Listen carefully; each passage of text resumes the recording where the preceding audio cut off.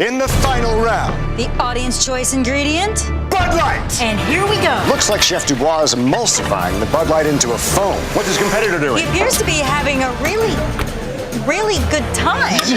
A Bud Light reduction for Dubois. And his opponent? Also improvising nicely. Let's see that again. Judges. I like the use of the pressure cooker to tenderize the beef. But also the use of the cell phone to order the pizza. It's the sure sign of a good time. It's just right taste of Bud Light. Here we go. Sorry, Chef, we're gonna need more ingredient. From Buffalo Wild Wings, this is the Jeff Fisher Show, brought to you by Super Park and Bud Light. Welcome back to Buffalo Wild Wings here in Creve Coeur. This is the Jeff Fisher Show alongside the head coach. I'm Steve Savard and DeMarco Farr. That way. How about a hand for the head coach? How you doing today, man? Doing okay. It's a long day, as it was for you guys. You guys get much sleep? Enough. We're functional. Yeah. I mean, functional. Oh, no. You guys looking at me like you both took naps, huh? No. I'm not a nap. Let me tell you something. I'm not a nap guy. Okay. I'm not a nap guy. He's going to sleep. But it was a hell of a game, as we told you last night in the post game. And really, the difference to me was just an elusive quarterback made a couple of plays at the right time for them, and that was the difference in the game. It was, what was it, 13-13 with, 5:11 left, and they had the ball on the 10-yard line, and we got them pinned. We got them, get them down. We get them down the pocket. Well, we had two things. The ball pops out. We got players all around it. It bounces forward, and they get a first down out of it, or we got the ball inside the 20. That's a game changer. Yeah, and we've seen that movie before. Yeah, in 2012. Yeah, and then of course he scrambles around and puts the ball up and then make the play. And but even with that, we've got timeouts and we got time. There was even some consideration there once they got down there to let them score. We couldn't stop them, so ended up the same result. So then we get timeouts and get the ball down there, and just couldn't get it in. And it wasn't just the scramble and then the 44-yarder to Tate. It was the option. I mean, that is if you can pull it off, you got a quarterback that can pull it off, that is a great weapon for an offense. That's tough to defend, isn't it? Yeah, it is. It is. You just don't account for the quarterback. That's the read option. That's why it's been successful, and believe me, we'll get to work. We will get to work this offseason because we got to get used to it. Because you're going to see a lot of it in the NFC West. Yeah. So, but that's the issue. You just don't account for the quarterback, or you got to bring somebody down, and then the passing game. But as it was, I thought we played that offense, which has been scoring 50 points a game the last 3 weeks, pretty well. And we tackled well, we swarmed well. The back he's a good player. But we got him in some down distance situations where we were able to take advantage of it, And had we, you didn't ask me this, but had we got the ball in the end zone to tie it up. Oh, I love it. Going for two? I already told Shotty. I love it. I said, hey, we get this ball in the end zone, we're going for two. So what's your why do that? What's your mindset? Why not? I love it. I love it. I want to set your record because you bring it up every week, right? You would have tied the record. I just hate for you not to get a piece of it, when you've been so successful all year long. How sweet would that have been to beat them with a 2-point conversion at the end? That would have been an unbelievable. Yeah. We shouldn't be surprised. You called a fake punt out of your own end zone at San Francisco on November 11th, so I don't know why that would surprise me. And if the Seahawks are listening, I had two others on, but we converted the third down, so we didn't get a chance to execute. Awesome. Does that qualify as gutsy or gambling? I think when I saw Johnny Hecker hit McLeod with the pass, I said, you talk about guts. I think that's what we said. You talk about guts. Gutsy. I'm going to play him in chess. I'll say two words. 52 sacks. Yeah. Big smile on my face. You like that stuff, don't you? I love that number. Yeah. I'd like to see 62, but 52 will work. Yeah. It was a great effort. We felt all along that the combination of the talent level that we have up front and Coach Mike Waffle that was going to end up putting us in a position to get the quarterback down, and we did. He's really good. He's a tad intense. Yes, well. He is. He's a tad passionate about. He is. But Jeff, the thing that was impressive is that early in the season it was kind of feast or famine, and it was kind of Quinn and Long and nobody else. By the second half of the season, it was coming from everybody. William Hayes finishes with 7 in a reserve role. Dunbar got 4.5. Quentin Michael was great late in the season. It was coming from everywhere late in the season. And that's what you have to do. I mean, you have to create that.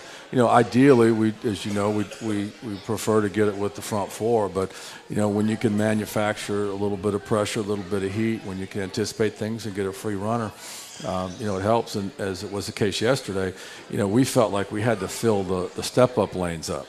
So we were bringing an extra guy or two and dropping somebody out, but just to keep him from scrambling around or stepping up and going, and it worked out fairly well for us, at least in the first half. Tremaine Johnson, the more I see him, the more I like him. I liked him the first time I saw him, just the way he looks, but it seems like he is really taken to this level, taken to this game. He does. With the year now being all said and done, he does not have the experience that Jenk has, obviously, outside. I mean, Jenk just about played every play. But with Court having the hamstring issue last couple of weeks and him getting an opportunity to start, I mean, that's huge. He's always got 3 or 4 starts. He just really he doesn't really pay much attention to who he's covering. He just goes out and covers them. He's got long arms. He's a physical contact player, and he's smart, and he's going to be a good solid corner for us.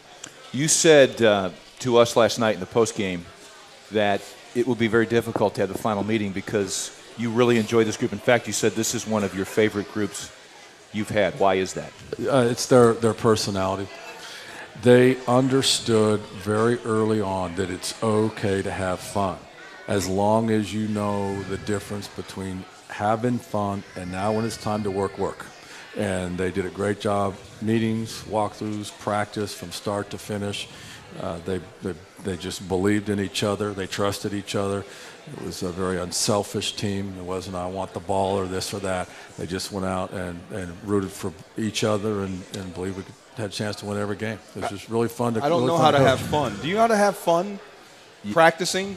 I think he has to tell me when to have fun. But here's the deal, and I had this in my notes on that. One of the things I want to talk about. I think you set the tone. You said early on, I'm not sure if everybody had fun around here, but we're going to have fun. You made it a point, and in any walk of life, if you're not having fun, you're probably not going to be as productive. And it doesn't mean you're cutting up constantly, but you found ways to have fun. Well, but I think that filtered down from your leadership. I could state it another way. It's looking forward to coming to work. Okay. That's always been our deal, is that we want players to drive in the parking lot, the facility, and run in because they can't wait to get to work.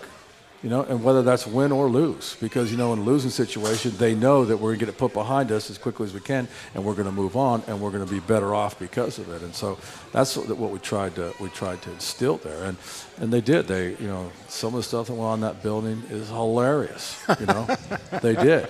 It really. I mean, it should be that way. Yeah. But the other side of that is, when we meet. We don't nap in meetings. We practice. We don't distract each other, and you prepare to play, and you prepare to play, play at a high level, a high intensity level, and that's you saw that yesterday, all the way to the end. We saw it all year long. Yeah, I mean, we saw it all, and we were saying in the first break, maybe these 3 words sum up your football team: fight, scratch, claw. I mean, that's what you did from day one, isn't it? That's exactly what we did. Yeah. Interesting. We had a huge majority of our team today communicate to our head trainer that they felt like they had 4 or 5 games left. Wow. Huge. That's huge. Huge. Yeah. Not worn out. Did you ever feel like that? Heck no. Not no. worn out. No. And that's good. That's good. And I said we healed up at the wrong time. But the good part about what we're doing is we step now back, get recharged. What you do is you come back into an off-season program feeling good. We got a few minor things that we got. It's that 30,000-mile tune-up, kind of thing that you go in, get out, and players well in 3 to 4 weeks. But aside from that, I mean, guys are healthy. But one of the things we heard about from your veterans is that you take care of veterans. A couple of things here. You weren't afraid to push practice back on a Thursday, let them sleep in, condense meetings, practice later. Here's the other thing that's the big difference between you and a lot of other head coaches we've been around, is that you don't have these hard and fast rules for 1 through 53 on the roster and say, if you don't practice full go by Friday, you're not going to play. If Steven Jackson needs to take Wednesday, Thursday, and Friday off but can go on Sunday, you were fine with it.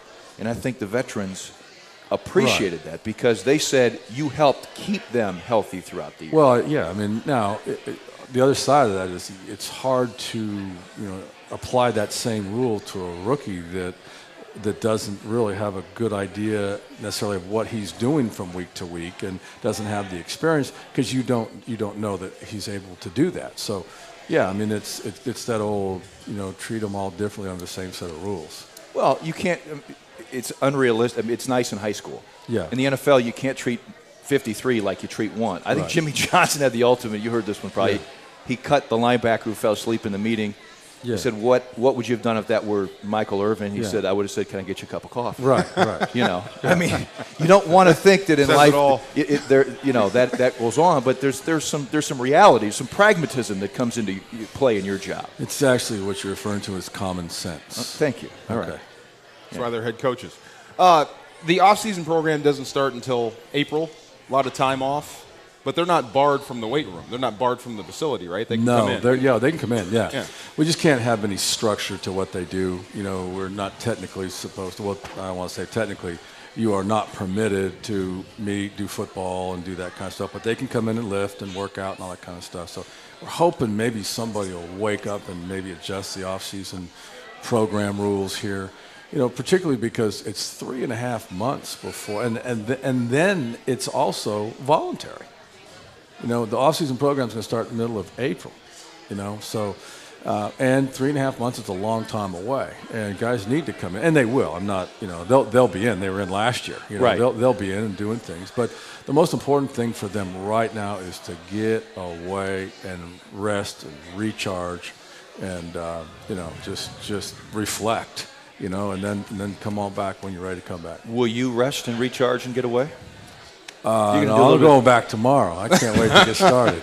Yeah. I would imagine you'll make your way to Montana once or twice here. There's a chance, yes.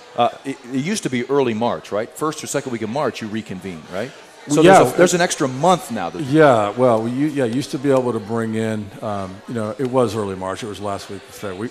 Mid-February, we call a voluntary report for young guys to get them back in there and get them going, and then you start March and you go right through. Now it's April. So a lot of pressure on them to come back in some sort of shape so we can pick up where we left off. We will entertain your questions. Anybody here at Buffalo Wild Wings has a question for Jeff Fisher, it's open mic night again. So see Haas Newport, our producer, and we'll get your question to the head coach. We'll also take questions on Twitter at Rams Radio. Back in a moment. This is the Jeff Fisher Show brought to you by Super Park and by Buffalo Wild Wings on 101 ESPN and the St. Louis Rams Radio Network. Hey. Who's that? Oh, that's Rob. When I lived in this apartment, the 49ers won the Super Bowl. I used to watch every game from this exact spot. This exact spot. I didn't know what else to do. This is my lucky seat, man. The team needs me, man. Bud Light, for the fans who do whatever it takes. We're back in this New Year's Eve live at Buffalo Wild Wings in Creve Coeur. Happy New Year to everybody. Hope you have a good New Year's Eve, good New Year's Day, safe New Year's Eve and New Year's Day. Jeff, you said today, you asked, was it fun in your first season back from being out of football? And you said, quote, I had a blast. It says a lot. You had fun. Yeah. I mean, you go through, it's a lot of work, it's hard, it's a lot of hours, but when you surround yourself with great people like we have with this coaching staff that works really, really well together, that's enthusiastic, that understands, how to relate and communicate, install and do those kind of things, and then watch the players respond. And that was fun. Well, watching you this year, watching everything, how you ran the whole program, I can't imagine you out of football for an entire year. You must have ate your head. I'm serious. No, it was much needed. There were things that I wanted to do, and it was time to leave that organization. So I couldn't be happier. I mean, we've got a lot of work ahead of us, that. But the thing that's ahead of us just immediately is a normal off season. You don't have that your first year. keep in mind, we didn't bring Les in for a month or so, and then Les hits the ground running, and we have, as I said, we blended almost 3 draft systems together and got through the draft, and then so now we got everything in place, and now we can move forward and make the right decisions, and so. Well, that's interesting. I mean, when Steve and I watch college football, it gets fun. We start debating over which player is better than whatever. I can only imagine what goes on in the room when you're talking about your own players versus college players you want to bring in. Does that get intense between you two? Or can it get intense in that room? Yeah, it can, but we're pretty much on the same page. We see things the same way, and I'm not going to see every single player that he sees, and so we trust that the scouts and the grades and they understand what we need and the fits and the type of players that we're looking for, and then you go ahead and you make your decisions. But yeah, there's not anticipating any issues. It's fun. It's work, but it's fun. Among the things I think you accomplished in your first year was making the football team relevant again, league-wide, and you have a lot of friends league-wide, and not that this is your motivation, but in talking to your friends league-wide, did the rest of the NFL take full note of the improvement that your football team made in one season? Well, I think, the people that knew that, 24 players on last year's open day roster out of the NFL. I mean, they knew that there was a reason that where we were, before we started this year. But, there was only one direction to move. And I think people, the people that know that we had the 3rd toughest schedule this year. Okay. We had the youngest team in the league this year. Obviously, we had the best division record within the division this year to set the sack record this year. So we've done some things, and we feel like we've done them right, but we're not close to being where we need to be. Well, there was only one way to go, but you could have made an incremental step. I think you did more than just personally. I think you made a big step forward, not just an incremental step. And you mentioned the schedule. One of the reasons the schedule is so tough is because the NFC West has gone. 2 years ago, it was the worst division we've probably ever seen, and now it's one of the best divisions in football. You go 4-1-1 and come very close to going undefeated in that division. That's one of your great accomplishments here. Well, then 5 of our losses came to playoff teams. Yeah. And then guess what? We had a couple of losses, and we'd love to have a couple of those games over. But early on, it was a challenge. We played 4 preseason games, and guys didn't play and start and finish the preseason games. They hadn't played a whole lot, so we were making decisions and trying to get guys ready. And but again, at the end, it's rewarding. Number one, to have a healthy football team, because that was a problem around here for years, and so we like to think our approach helped. We got very, very talented people in the weight room, very, very talented people in the training room, medical staff, and they communicate very well. The players trust them, and so you got a chance to do those things. So anyway, we're looking forward to, we're going to back out a little bit. You talk about intense evaluations of your roster. I think I mentioned this to you. We're not going to get into that for a few weeks. It's emotional right now, and you need to start. You need to look at the cut-ups before you start ranking players and grading players and things like that. And so we'll get that started in a couple of weeks. That's odd. How do you measure respect? I measure respect of an opponent by how you play me, how you look at me. Right. Not what goes on TV, how you see me on there. How do you measure respect from different opponents? Well, I think, the respect that they have for us. Yeah. Well, I think they can feel it after the game. It's a physical game. And that's at the end of the day is what's important, is that the team is playing hard, physical football, just bringing it from start to finish, from the beginning of the season to the end. And, we didn't play well at times and made some mistakes at times, but the one thing we did do was play hard. We got a question here in-house at Buffalo Wild Wings. Andy, meet head coach Jeff Fisher. Thanks, Coach. Quick, I want to say I took my daughter to training camp, and the accessibility and the players and how enthusiastic they were about meeting the kids and everything was really fantastic. So I thank you and the organization for letting that happen. My question's kind of taken back to your playing days. I guess at least, 4 of you guys from that Bears defense are now or were head coaches in the NFL. Is that something you guys saw in each other or talked about while you were playing, or that you guys aspired to be, or is it just kind of happenstance that it worked out that way? Yeah, I think it just happened. I mean, I had no idea that Leslie, was going to get into coaching, and then Mike Singletary didn't get into coaching for a while now. Right. Mike was out for a long time and got into coaching, and then Ron, pretty much got into coaching right away.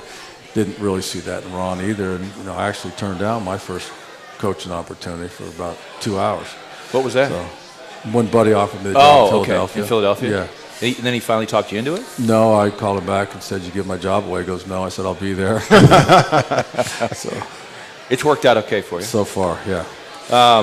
Do you have a favorite game or moment among, you don't have to name it, doesn't have to be 1A, but among your favorite moments or games? Was there a signature moment for you with this year? Was there a game or a moment in a game where you thought, you know what, we do have a chance to be a pretty good football team here? Well, I mean, I think one of the favorite moments was winning the game against the Redskins at home, to win our home opener.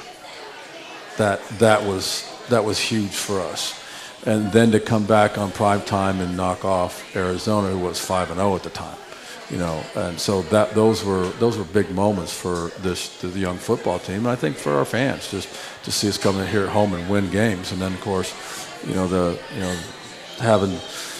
having to take 10 quarters to finally beat the 49ers, so beating the Niners at home was good, and then of course going out on the road and find a way, that first road win is not easy. Right. We had the Bears go, we had Detroit going, and 10 seconds left to go in the game. We had the Bears going through 3 quarters, and we were chipping away at it, but we just couldn't finish it. And from an old-fashioned football standpoint, I think the drive that started at the top of the 4th quarter in Arizona, where we ran off 7 or 8 minutes, that's how you win on the road. We talked about that. Mm-hmm. Just pound, and play keep away.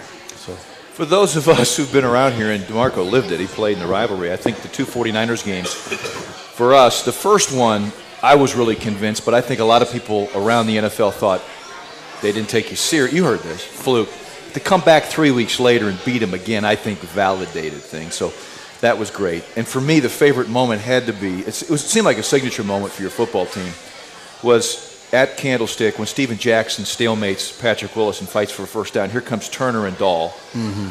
And then Steven finishes the play with the helmet off, and watching your entire bench go crazy and go out to congratulate Steven. To me, I thought that summed up what your football team was about in 2012. Yeah, I think that's a great analogy. It was only it was a check down. It was only a 14-yard run or something like that, but it was huge. I think it was symbolic. And you're going through Superman. Yeah. I mean, Patrick Willis stops 99% of running backs. How about you? You have a favorite moment or favorite game? Darian Stewart knocking that kid out from Arizona. Yeah. That was my favorite play. You still hear that, don't you? Yeah. I can still see it, feel it, hear it. Can we see it again? Yeah, Stu had a great tackle on the kickoff up there yesterday. Great he tackle. did. That was that. We said at the time that might have saved 6. Oh boy, that guy's good. That was big. Yeah. So we made it. We made it through the year without giving up a punt or a kickoff return for a touchdown. Wow, that's right. Yeah, you're proud of that. I am. Yeah, considering the guys we played week in and week out. I mean, this guy's in the Pro Bowl, and Peterson, and Roscoe Parrish and McGowan. I mean, it was a special teams headache week after week after week. I'm not sure it's as impressive as setting a 2-point conversion record, but that's just me. We'll step aside. I'm just feeding the fire now. This is the Jeff Fisher Show, brought to you by Super Park at Buffalo Wild Wings on 101 ESPN and the St. Louis Rams radio network. Hey. Who's that? Oh, that's Rob. When I lived in this apartment, the 49ers won the Super Bowl. I used to watch every game from this exact spot. This exact spot. I didn't know what else to do. This is my lucky seat, man. The team needs me, man. Bud Light, for the fans who do whatever it takes. Hey, welcome back to Buffalo Wild Wings and Creve Coeur. This is the Jeff Fisher Show. That's there you go. I can welcome back to the Jeff Fisher Show.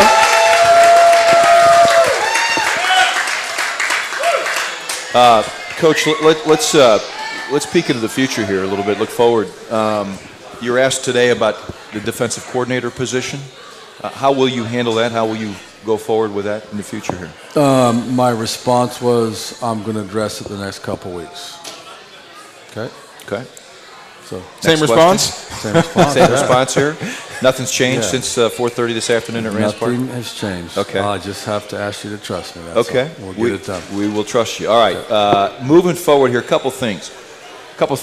Obviously that are on your to-do list. I would think cut down penalties. 130, most in the NFL. Too many in the head coach's mind. Way too many. Yeah, we got to. That number's got to be around 90. Okay. Really, it has to get down around 90. We'll look at the nature of them. The pre-snap, post-snap penalties. We had a couple the other day. It was ridiculous. I mean, Wayne can't do that. You got to keep your poise. It's a fine line between going in there and saying, "Hey, this is how we're going to play physical," but don't back down to anybody. But you gotta think, walk away. Now, as it turns out, that play actually helped us because it was enforced after the kickoff. They just tried to surprise onside kick. right. Come on, hello, we're all, I say we all, trying to communicate to True to get up, but we knew it was coming. But fortunately for us, it's short, okay? We get great field position, go down and get points. Right. So that penalty, in essence, got us 3 points. But, there's no doubt this is, it's an area, obviously, that we have to address, and we'll get that fixed. The other things that we need to improve upon, obviously, is points. Third down efficiency on offense. But as I mentioned, an offense staff knows, the players know, it's more a product of first and second down than it is a third down issue. Because, for example, yesterday, six of our third down attempts were 9 yards or more. The conversion rate in the National Football League at 3rd and 9+ is probably 20%, maybe 15%. And so the odds of you converting are not good. So we've got to do better on first and second down to help our third down stuff, our scoring. And defensively, it's the takeaways, it's the fumbles. We just didn't have a good year with that. We got some balls out, but we just didn't recover. Just kind of has to make you laugh at some point. Wow. Yeah. Get all these balls out, they just can't bounce to us. No, they just bounce to us. Yeah. We appreciate Sam Bradford and all he does. Love him in the 2-minute. When he is going, he is going. When he's standing there in shotgun directing the offense, amazing. Do we expect to see more of that? Yes. We're having some technical difficulties here. This is we're piping in centrally crowd noise in Seattle. Enough of that yesterday. I know it, and I know you're dead set against piping in crowd noise at practice, but we thought we'd try it for the coaches' show. I just false started. Yeah, you did. I was offside. You were in the neutral zone, yes, not the first time. I didn't even know what I was talking about. That was weird. Just Sammy being in the 2-minute was unbelievable. Watching him go yesterday. 2-minute, but also no huddle. Yeah. Kind of, hey, take it over here. Get up under center, get back there and shotgun, and declare and see what you're getting and put ourselves in the best position. So he's got a chance to be really good at that. Going back to the scoring points, I will say this: I thought you got better in the red zone as the season went on, more productive. Yeah.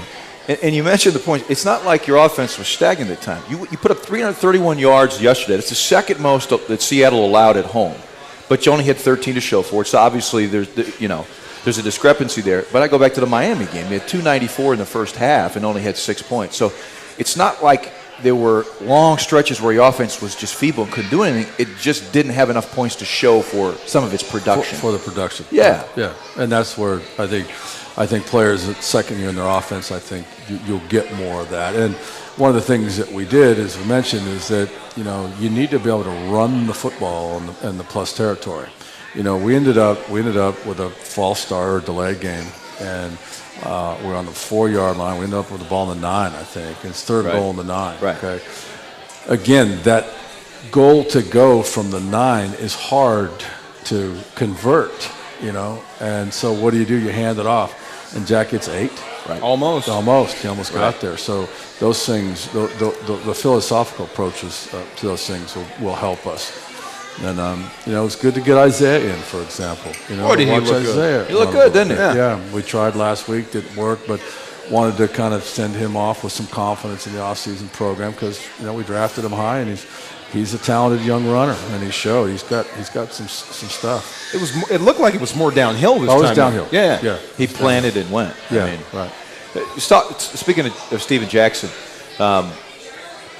I think it's great that he got his 8th consecutive 1,000-yard season. I think it's just great. The guy's been a warrior. He's been the epitome of a class guy here through some difficult times. And yesterday he said, "Look, I definitely want to be back." I know you guys feel you want him to be back.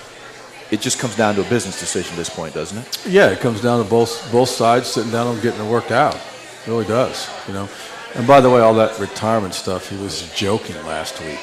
It's funny how please let us know. The media. Okay. No, I didn't. Please tell us it was a joke. Well, he said it on Thursday, and Artis Twyman's here. He'll get a kick out of this. I'm watching ESPN last week, and that night they're running a crawl. Yes. And it says Steven Jackson talking about retirement. He wants to go out with Barry Sanders. I said, "Are we taking a leap here? Are we taking a leap?" He's not ready to retire. No, he's not. Do you see a lot of gas left in the tank? Oh yeah. Boy, you see him. Watch him carry that football, even on that run where he got the 1,000. Boy, he was on a mission. He still has it, and he's going to have to really put some time in this offseason to keep it there. But there's no indication that he won't. He can't. Did he throw you the 10K ball? Yeah. I thought so. He was looking for somebody to throw to. I said, "Come on." And you caught it. I stayed focused on the point. I did. Did you high point the ball? You did. You didn't catch it with your Don't body. drop it. You didn't catch it with your body. Gone through my hands. You're no punt returner. You know how to do that. You had complimented Mike Wolf on the job he did. Other side of the line, Paul Boudreau. Wow. Okay, not ideal circumstances with the shuffling, the injuries, and everything else. I thought Sam, for the most part yesterday, enjoyed amazing protection against a team that loves to tee off at home and take advantage of the crowd. And I think, so compliments to Paul on the offensive line, but I think we got a taste of what Sam Bradford can do if he's given 4.5 seconds in the pocket, because we counted numerous times where he went through his entire set of progressions and found that number 4 receiver. Right, did. Take the check down. Looked guys off, looked off the safety. It's okay. It's okay. You got 1st and 10 and it's not there. Take the check down, 6-8 yards, and that creates a 2nd and 2 or 3. And that's what he did a great job of that. As you say, the line is really coming together. Came together at the right time, especially because that's a concern. I mean, everybody that's gone up there has had difficulties. No sacks in 9 quarters to finish the season. That's a good way to. Teasing Harvey Dahl. We're teasing Harvey. Teasing Harvey? Oh, of course. Yeah. Since he left. Yeah. We had 30 straight games where we had our quarterback had been sacked. Why would you Harvey tease him? got hurt, and we come back with the very first game he's not in and break that streak and then go 2 in a row. Wow. Yeah. That's like poking a bear with a stick. Oh, yeah. Hope it's a long stick. He knows we're just kidding. You think he knows it? Hey, I know. I asked him. Yeah. I made sure he came back. He had the surgery. He came back. He was in the building this week, so I made sure he knew that it was Coach Boudreau's idea, not mine. Real quickly, still looking ahead. We're going to take a break. Come back for one final segment. Oh no, we're gonna wrap it up. Brian Quick, we see the potential. What has to happen for Brian to take that next significant step forward next year and be a huge part of this offense? No, it's just off-season program. It's time with Sam, time in the offense, and just the difference between, someone told me this a long time ago, the difference between the average player and a great player is about 1,000 snaps. You need snaps. You just need reps, needs practice reps, but he's going to be a good player. Well, Jeff, in signing off, I want to say what we said yesterday. It's been a blast for us. Thank you. The product has been exciting. We were emotionally invested. I think he lost his mind several times. I did too. Well, thank you. Both Thank did you at the very same much. time. It was great. I'll put it on we enjoyed me. it. But also, and I think you fans appreciate the fact that the head coach takes time to come out and 2 things. I want to do the show, to do the show is one thing. It's a time commitment, but also to take the phone calls and not worry about the questions, everything else. I think it says a lot about you, and I think the fans appreciate that in St. Louis. Well, I'm looking forward to doing it again next year. Likewise, I enjoyed it. It's the least thing I look forward to on my Mondays, but I sucked up and got through it. Look at you, man. I'm teasing. I love teasing. it. Thank you. I love it. No, I Jeff, really enjoyed it. Yeah. Jeff, it was a great season, Right, yeah, and thank we're you. looking forward. The arrow is pointing up. Yeah. We're looking forward to 2013. We'll see you around draft time stuff. Yes, sir. Okay, Well, guys. you might All see right. us before that. All right. So good. Thank you. Happy New Year. Okay. All right. And thank you to all you that came out on this Monday and other Mondays. And thank you to everybody that listened all year long. It's been a great year. And like I said, we are looking forward to 2013. For the last time, I will say this has been the Jeff Fisher Show, brought to you by Super Park and by Buffalo Wild Wings on 101 ESPN and the St. Louis Rams Radio Network.